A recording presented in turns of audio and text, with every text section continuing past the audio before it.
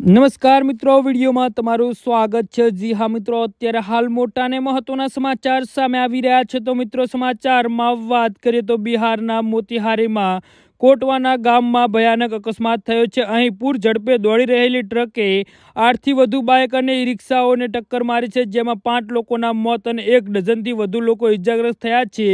ઘટનાને લઈ સ્થાનિક લોકો ગુસ્સે થતા પરિસ્થિતિ તંગ બની છે। લોકોએ પોલીસ સ્ટેશનમાં વડાથી લઈ ડીએસપી સુધીના અધિકારીઓ સાથે બોલાચાલી કરી છે। જી હા મિત્રો, આ દુર્ઘટના બપોરે કોટાવાના દિવ્ય મોડ પાસે બની હતી। માહિતી મુજબ આ સ્થળે દિલ્હી કાઠમાંડુ હાઈવે પાર કરવા માટે ડઝનબંધ બાઇક સવારો, ઈ રિક્ષા અને રાહદારીઓ ઊભા હતા અને રસ્તો ખુલ્લો થવાની રાહ જોઈ રહ્યા હતા।